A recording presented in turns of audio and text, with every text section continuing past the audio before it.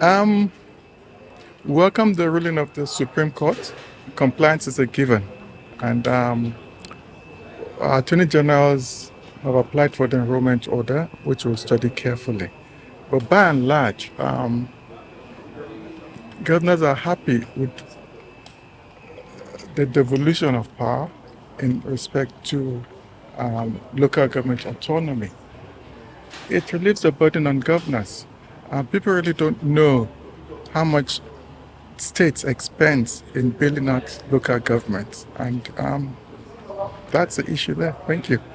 It's not going to affect the states. We've never tampered with local government funds, so it's going to continue.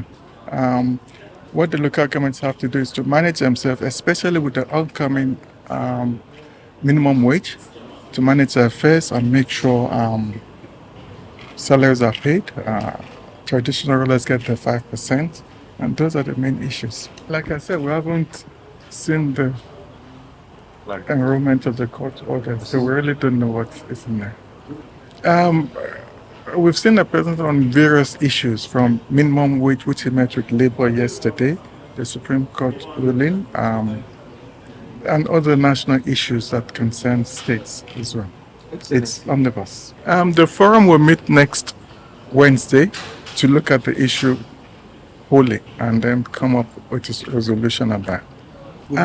As you're aware, the tripartite committee has met and submitted its report. Yes. A movement of figure is a prerogative of the president, which he will also transmit to the National Assembly for robust debate before it's adopted.